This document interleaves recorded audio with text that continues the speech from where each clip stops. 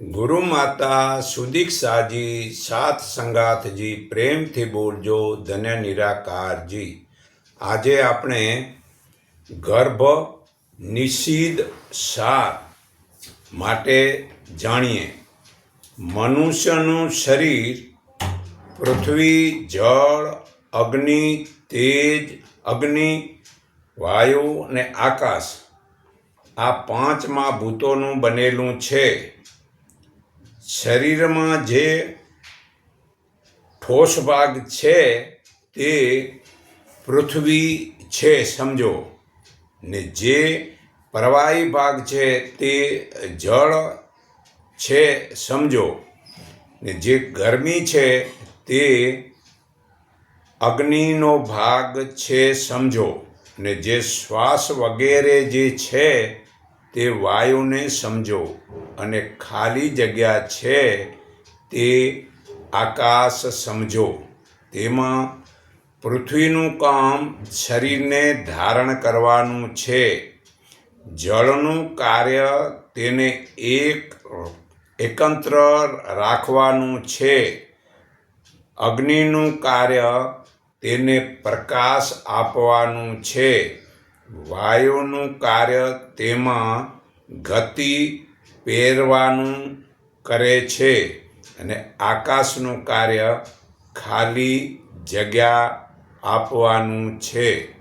તો તે ઉપરાંત મનુષ્યના શરીરમાં પાંચ જ્ઞાનેન્દ્રિયો આંખ, કાન, નાક, જીભ અને ચામડી એ પોતાના પાંચ વિષયો જોવું, સાંભળવું, સૂંઘવું, ચાખવું અને સ્પર્શ કરવો માં રચ્યા પચ્યા રહે છે, અને પાંચ કર્મ ઇન્દ્રિયો હાથ, પગ, વાણી, ગુંદા અને ગૃહ ઇન્દ્રિય પણ પોતપોતાના ગ્રહણ કરવું, ચાલવું, બોલવું, મળત્યાગ કરવો અને આનંદ પામવો એમ પાંચ વિષયોનો અનુસરે છે। એ શરીર મીઠો, ખાટો, ખારો, તીખો, કડવો અને તુરો એવા છ રસને આધારે રહ્યું છે। તે છ રસ ઋષભ, ગંધર્વ, મધ્યમ અને પંચમ દેવત અને નિષાદ તેમજ ગમતા, ન ગમતા અને પ્રાણીદાન એમ 10 પ્રકારના શબ્દના ગુણો છે। તો સફેદ, લાલ, કાળો, ધુમાડિયો, પીળો, કપિલ અને પાંડર એ 7 રૂપના ગુણ છે। મનુષ્ય શરીર 7 ધાતુઓથી ઘડાયેલું છે, 7 ધાતુનું બનેલું છે। તે 6 પ્રકારના રસમાંથી લોહી થાય છે, લોહીમાંથી માંસ થાય છે, માંસમાંથી મેદ એટલે ચરબી થાય છે, અને ચરબીમાંથી સ્નાયુ થાય છે, અને સ્નાયુથી હાડકાં થાય છે, ને હાડકાંમાંથી મજ્જા અને મજામાંથી વીર્ય થાય છે। આ વીર્યને જ્યારે સ્ત્રીના લોહી સાથે સંયોગ થાય ત્યારે ગર્ભ પેદા થાય છે। તો ઋતુકાળે સ્ત્રી ભોગ થયા પછી એક દિવસમાં એ ગર્ભ નાના પરપોટા રૂપ બને છે। તે 7 દિવસે તે મોટો પરપોટો રૂપ થાય છે, 15 દાડે તે પિંડ રૂપ બને છે, અને 1 મહિના બાદ તે કઠણ થાય છે। 2 મહિને તેને આ માથું ઉત્પાદન થાય છે, 3 મહિને પગનો ભાગ આવે છે, અને 4થે મહિને ઘૂંટી, જઠર અને કેળનો ભાગ આવે છે। 5મે મહિને પીઠ કરોડ આવે છે. છઠ્ઠે મહિને મોં, નાક, આંખ અને કાન ફૂટે છે. ને 7મે મહિને એ ગર્ભ જીવ સાથે જોડાય છે. 7મે મહિને એ ગર્ભ જીવ સાથે જોડાય છે. 8મે મહિને તેને બાકીના બધા અવયવો આવે છે. પિતાનું વીર્ય જો પ્રમાણમાં વધારે હોય તો તે પુરુષ થાય છે, તો છોકરો થાય છે. પિતાના વીર્યમાં જો પ્રમાણમાં વધારે હોય તો પુરુષ થાય છે. યાદ રાખો. એટલે પિતાને શક્તિશાળી બનવું જરૂરી છે. અને માતાનું જે રજ એટલે કે માતાનું રજ વધારે હોય તો સ્ત્રી બને છે. તેમજ જો બંનેના વીર્યની સમાનતા હોય તો સંતાન નપુંસક એટલે હિજડા થાય છે, પવૈયા જેને કહેવાય. જો માતાનું ચિત્ત ગર્ભ ધારણ વખતે વ્યાકુળ બને છે તો છોકરું આંધળું, ખોડું, કબડું કે ઠીંગણું બને છે. તો આ માતાના ચિત્તને ગર્ભધારણ વખતે જરા પણ ચિંતા રાખવાની જરૂર નથી. આ ભગવાન બધું સંભાળે છે. તો છોકરા સારા થશે ને નહીં તો જો ખોટા વિચારવાળા રાખશો તો સંતાન ખરાબ થશે. જો માતા પિતા વીર્યના વાયુના આઘાત વડે 2 ભાગ થાય છે તો જોડકા બાળક ઉત્પાદન થાય છે. 8 મહિના વીત્યા બાદ તેનામાં મન, 5 ઇન્દ્રિયો, બુદ્ધિ વગેરે પ્રગટ થતા હોય છે. તે ઓમકારનું ચિંતન કરે છે. ત્યાર પછી ગર્ભાસ્થમાં દેહધારી બનેલો એ જીવાત્મા 8 પ્રકૃતિ મૂળ પ્રકૃતિ, મહતુ એટલે કે બુદ્ધિ, બીજું અહંકાર અને 5 તન્માત્રા શબ્દ, સ્પર્શ, રૂપ, રસ ને ગંધ તેમજ 16 વિકારો મન સાથે 11 ઇન્દ્રિયો અને 5 ભૂતો પૃથ્વી, જળ, અગ્નિ, વાયુ ને આકાશ સાથે જોડાય છે. તે માતા જોઈ કાંઈ પણ ખાઈ પીએ છે, તે માતા જે કંઈ યાદ રાખો ખાઈ પીએ છે તે નાડી સૂત્ર વાટે ગર્ભનું પોષણ કરે છે. ત્યાર પછી 9મે મહિને એ ગર્ભ સર્વ લક્ષણો અને ઇન્દ્રિયોથી સંપૂર્ણ થાય છે, પૂરો થઈ જાય છે અને આગલા જન્મને સંભાળે છે. તેમજ તેણે પૂર્વ કરેલા શુભ એટલે સારા કર્મ અને અશુભ કર્મ એટલે ખરાબ કર્મ તેને આવી મળે છે. તે વિચાર કરે છે કે મેં પૂર્વે હજારો યોનિઓ જોઈ છે, અનેક પ્રકારના આહારો ખાધા છે, તેમજ અનેક પ્રકારના સ્તનપાન કર્યા છે. હું ફેરી જન્મ્યો છું અને ફેરી મર્યો છું. મારા કુટુંબ માટે જે કાંઈ શુભાશુભ કર્મો એટલે કે સારા કર્મો મેં કર્યા તેને કારણે હું એકલો જ અહીં દુઃખ ભોગવું છું. અને મારા કર્મો વડે જો સુખ દુઃખ ભોગવતા હતા તેઓ તો મને એકલો મૂકીને ચાલ્યા ગયા. અરે હું દુઃખરૂપમાં સાગરમાં ડૂબેલો છું અને તેમાંથી બહાર નીકળવાનો કોઈ પણ ઉપાય જોઈ શકતો નથી.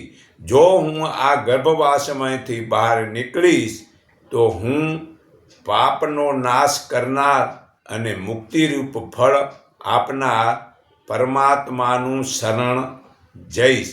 આ ગીતામાં પણ ભગવાન કહે છે, હે અર્જુન, સર્વે ધર્મો છોડી તું મારા એકના શરણે આવ, હું સર્વે પાપથી તને છોડાવીશ, પણ તું મોજ શોખ ન કરતો. આ ગીતા અધ્યાય 18:66 પુરાવો છે. તો જો હું આ ગર્ભવાસમાંથી બહાર નીકળીશ તો હું સનાતન બ્રહ્મનું ધ્યાન કરીશ. તો સનાતન કેને કહેવાય? સર્વે જગા સમાન હોય ને નિત્ય આમ હાજર હોય તે તત્વ અહીંયા હાજર છે. તેમાં આપણી આ સુરતા પુરાવવી એ જ મોટામાં મોટી ઉપાસના છે. તે સનાતનનું ધ્યાન કરવાથી આપણામાં તે પરમાત્મા જેવા શરીરમાં ગુણ ઉતરે છે.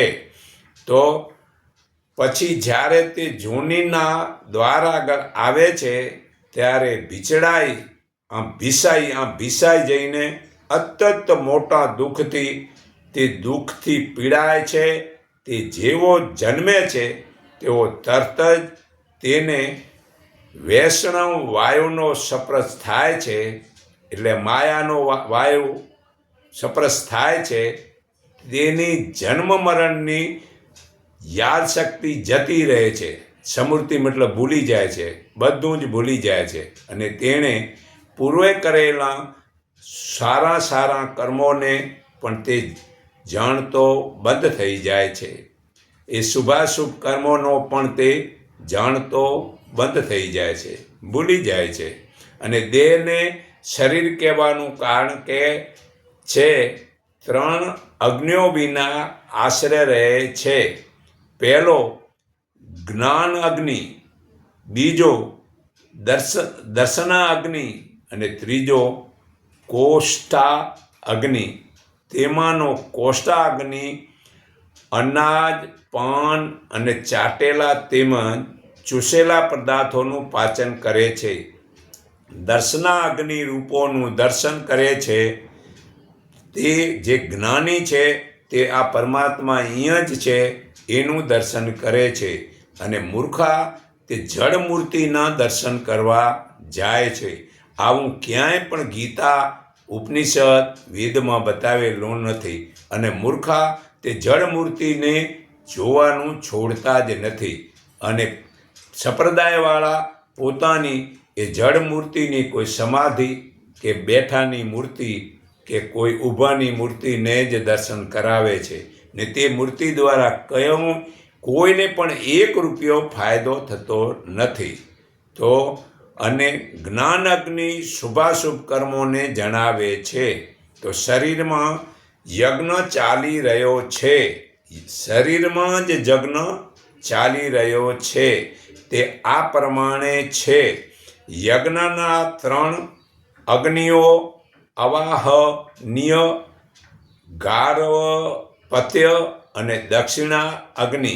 તે શરીરમાં મુખ, ઉદર, હૃદયમાં છે. આત્મા તે યજમાન, તે યજ્ઞ કરનાર છે. આત્મા યજમાન છે, તે યજ્ઞ કરનાર છે. ને મન તે બ્રહ્માજી છે. ને યજ્ઞનો બ્રાહ્મણ કહેવાય છે. મનની બધી રમતે વિરાગ. તે મન બ્રહ્માજી છે અને તે યજ્ઞ કરનાર બ્રાહ્મણ કહેવાય છે. લોભ વગેરે પશુઓ છે. તો એ લોભ પાપનું મૂળ છે. તો એ છોડી દેવાથી તે ધૈર્ય અને સંતોષ એ યજ્ઞની દીક્ષારૂપ છે. તે બુદ્ધિ અને ઇન્દ્રિયો યજ્ઞના પાત્રો છે.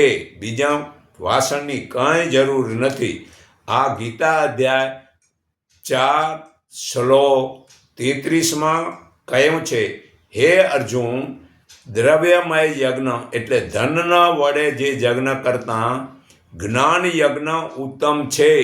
હે પાર્થ, સંપૂર્ણ પદાર્થ અને સંપૂર્ણ પદાર્થ જ્ઞાનમાં સમાઈ જાય છે તો પછી બીજા યજ્ઞની જરૂર જ નથી. અને ઇન્દ્રિયો યજ્ઞમાં પાત્રો છે. કર્મ ઇન્દ્રિયો હોમવાનું દ્રવ્ય છે. માથું યજ્ઞના કપાલ એક જાતનું પાત્ર રૂપ છે. આ માથામાં અજ્ઞાન કાઢી નાખો ને સારા ગુણ ઉતારો તો એ સારો યજ્ઞ થયો કહેવાય. વાળ દર્ભ છે. મોં અંદરની વેદી છે. માથું 4 ભાગમાં વેચાયેલું કપાલ નામનું યજ્ઞપાત્ર છે અને તેમાં 16 દાઢો છે. તે શરીરમાં 107 મર્મો છે, 180 સાંધા છે, 109 સ્નાયુ છે, 700 શિરાઓ છે, 500 મજા છે, 300 હાડકાં છે, 3.5 કરોડ રૂંવાડા છે ને 8 પલના પ્રસ્થ, આઢક અને કુડવ એ બધા જ અસલના વખતના માપ હતા. લીલાવતીના ગણિત પ્રમાણે 5 ગુંજાનો 1 માસો થાય છે, 16 માસાનો 1 કર્ષ થાય છે, 4 કર્ષનો 1 પલ થાય છે અને 50 પલનો 1 આઢક થતો હોય છે. તેમજ 4 કુડવનો 1 પ્રસ્થ અને 4 પ્રસ્થનો 1 અઢક થતો હોય છે. તો માપવાળું હૃદય છે. 12 પલના માપવાળી આ જીભ છે. 1 પ્રસ્થ એટલે કે માપની પિત્ત ધાતુ છે. પિત્ત ધાતુ 1 પ્રસ્થ માપની છે ને 1 આઢક જેટલી કફ ધાતુ છે ને 1 કુંડવના માપનું વીર્ય છે અને 2 પ્રસ્તવ મેદ ચરબી છે અને મળમૂત્ર માપ ખોરાક પ્રમાણ પર આધાર રાખતું હોય અનિયમિત છે. આ મોક્ષ શાસ્ત્ર ઉપલાદિની કહ્યું છે. તો ઉપરના જે મતલબ કે આ જ્ઞાનને જાણે છે તે ટોટલ મતલબ જે છે શરીરનું કેવી રીતે સંચાલન કરવું, સારું ઉપયોગ કરવું, બધાને પરમપિતા પરમાત્માની પ્રાપ્તિ માટે 5 નિયમ કરવા જરૂરી છે. તો ઘરને આશ્રમ બનાવવું, નીતિ નિયમ દ્રષ્ટિ સમાન રાખીને વાણીથી સત્ય બોલવું, તે 5 નિયમ પાલનથી સદ્ગુરુનું જ્ઞાન જરૂરી છે. પહેલી પ્રતિજ્ઞા, આજથી તન મન ધન તે પરમાત્માનું છે, તેને પરમાત્માનું જ માનવું છે, તેનું અભિમાન કરવો નથી, તેનો ખોટો ઉપયોગ કરવો નથી. બીજું પ્રતિજ્ઞા, સંપ્રદાય, નાત, જાત, વર્ણ, આશ્રમનું અભિમાન કરવું નહીં. મનુષ્ય બની દરેક મનુષ્ય સાથે સમાન ભાવનો પ્રેમ રાખવો તો જ એકતા રહે છે. કોઈ પણ બીજાના ખાવા પીવા પહેરવાની નિંદા, નફરત, તિરસ્કાર ન કરવો, પરંતુ મર્યાદામાં રહેવું અને રોગ થાય તેવું ખાવું કે પીવું નહીં. ચોથી પ્રતિજ્ઞા, ગૃહસ્થાશ્રમ થઈ જીવનનો ત્યાગ કરીને વેશધારી સાધુ સંત ફકીર ન બનવું. પોતાની જાત મહેનતનું ઈમાનદારીની કમાણીથી મર્યાદાપૂર્વક જીવન જીવવું. પાંચમી પ્રતિજ્ઞા, સદ્ગુરુ થકી આપવામાં આવેલા જ્ઞાનને સદ્ગુરુની આજ્ઞા વિના કોઈને બતાવવું નહીં. પોતાની જાતને જ્ઞાની સમજવાના અભિમાનથી બચતા રહેવું. તો ઘરને આશ્રમ બનાવવો. બધાને જ ફરજ મુજબ દિવસનું પહેલું કર્મ કરવું. સવારે 4 થી 5 વાગે ઉઠવું, પછી ભ્રમણ કરવા જવું, પછી યોગાસન કરવું, પછી સ્નાન કરવું, પછી ઈશ્વરનું ચિંતન કરવું, પછી ઉત્તમ પુસ્તકો વાંચવા, પછી સત્યનું પાલન કરવું, સત્યને જ પરમાત્મા કહેવાય છે, પછી વેર ઈર્ષા વિનાનો વ્યવહાર કરવો, પછી બીજાનું ધન કે અધિકાર ન લેવો, પછી સમાજ રાષ્ટ્રની ઉન્નતિ માટે સંગઠિત ત્યાગ, તપ, સેવા, બલિદાનની ભાવના રાખવી, પછી ઉત્તમ કાર્ય માટે ખરાબ કર્મોને છોડી દેવા ને સાત્વિક ભોજન લેવું, સારો વ્યવહાર કરવો ને આત્મા નિરીક્ષણ કરવું, જ્ઞાનીનો સત્સંગ જરૂરથી સાંભળવો ને ઉત્તમ ગુણ, કર્મ, સ્વભાવને સુધારવા માટે તપ કે ધ્યાનમાં બેસવું અને પછી પરોપકાર કરવો ને પછી શરીરમાં નમ્રતા અને સંતોષ, ક્ષમા, દયા ને સત્યનું પાલન કરવું. એક પરમાત્માને જાણી તેને માનો, એક લક્ષ્ય રાખો, તે માર્ગ પર ચાલવાનો ઉપાય ફક્ત ઈશ્વરી વેદ જ્ઞાન છે. તો જડ અને ચેતન ને જાણે તે પરમાત્માને પામે છે. તો જડ શું છે અને ચેતન શું છે તે જાણો તો પરમાત્માને પામે છે. તો પૃથ્વી, જળ, અગ્નિ, વાયુ, આકાશ, મન, બુદ્ધિ ને અહંકાર એ 8 વસ્તુ જળ છે, તેને અપરા કહેવાય છે. ને હે અર્જુન, આથી બીજું તત્વ પરાચેતન જીવરૂપ તું જાણ કે જેના વડે આ જગત ધારણ કરાય છે. સર્વભૂત માત્રની ઉત્પત્તિનું કારણ આ 2 પ્રકૃતિ છે એમ તું જાણ. અને આ સર્વે જગતનો ઉત્પાદક તથા સહારક પણ પરમાત્મા છે. હે અર્જુન, મારાથી અધિક શ્રેષ્ઠ બીજું કાંઈ જ નથી. જેમ દોરામાં મણકા પુરાયેલા હોય છે તેમ સર્વે વિશ્વ મારામાં પુરાયેલું છે. આ ગીતા અધ્યાય 7 શ્લોક 4 થી 7માં પુરાવો છે. તો પ્રકૃતિ તત્વને જાણો. સૂર્ય, ચંદ્ર અને તારા વગેરે એ બધું જ જડ વસ્તુ છે. ભલે તે પ્રકૃતિ ભલે જડ છે, છતાં તે બરાબર પોતાની ફરજ સમજીને પોતાની ફરજ મુજબનું કર્મ કરે છે. સૂર્ય સમયસર ઉગે છે. ઋતુઓ ઉનાળો, ચોમાસો ને શિયાળો, ઠંડી, ગરમી, વરસાદ વરસે છે. એક જ મનુષ્યનો આત્મા ચેતન છતાં કોઈ પણ પ્રકારના નીતિ નિયમ રાખતો નથી. જો શરીરને સારું રાખવું છે તે સવારે વહેલા ઉઠી અને જે મેં આગળ કયા એ નિયમ પાલન કરો. તો પ્રાણાયામ કરો અને પરમાત્માનું ધ્યાન કરો, પછી પોતાની ફરજ મુજબનું નિત્ય કર્મ કરો તો તમે ચેતન છો તે બરાબર તમે સમજ્યા છો. છતાં 3 પ્રકારનું જ્ઞાન, 3 લોકનું જ્ઞાન જીવનમાં જરૂરી ઉતારો. તો પહેલો લોક દ્રશ્યમાન લોકમાં 3 વસ્તુ છે. સૂર્ય, ચંદ્ર અને અનેક તારાઓ. તે સ્થિર નથી, તે વધે ઘટે છે, તે ભગવાન નથી. આજથી એને ભગવાન માનવાના નહીં. તેના ગુણકર્મ સ્વભાવ જીવનમાં ઉતારો, પણ તેને ભગવાન માનવા નથી. બીજો, નીચે સ્થૂળ લોક છે. તેમાં 3 વસ્તુ છે. પૃથ્વી, જળ અને અગ્નિ.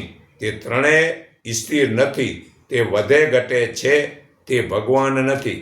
હા, તેના ગુણકર્મ સ્વભાવ જીવનમાં ઉતારો, પણ ત્યારે તેને ભગવાન માની પૂજવું કે બનાવવું નથી. ત્રીજો, સૂક્ષ્મ લોકમાં 3 વસ્તુ છે. જીવાત્મા, વાયુ અને આકાશ. તે દેખાય તેવી વસ્તુ નથી, તેના રૂપ રંગ નથી, જીવનો રંગરૂપ નથી, વાયુનો રંગરૂપ નથી ને આકાશનો રંગરૂપ નથી. પણ તે સ્થિર નથી, તેથી જીવમાં ઈચ્છા, વાસના, મોહ, વેર, ઈર્ષા, સુખ, દુઃખ, ચેતના, ધીરજ અને શરીરમાં વિકારો વધે ઘટે છે. તો એ આત્મા પણ પરમાત્મા નથી. જ્યાં સુધી આ વિકારો છે ને એ વિકારો નાબૂદ ન થાય ત્યાં સુધી એને જીવ જ સમજવો. અને વાયુ વધે ઘટે છે. આકાશમાં 3000 કિલોમીટર પછી ત્યાં વાયુ જ નથી. તો એ વાયુ પણ વધે ઘટે છે, એ પરમાત્મા નથી. આકાશ એટલે શબ્દ, આ વાણી વધે ઘટે છે. તે 3 તત્વ સૂક્ષ્મ વસ્તુ તે ભગવાન નથી. જે જાણવા યોગ્ય છે અને જાણી મનુષ્ય મોક્ષ પામે છે તે પરમાત્મા છે. જે અનાદિ નિરાકાર પરબ્રહ્મ છે. તેને નથી સતું કહી શકાતું કે નથી અસતું કહી શકાતું.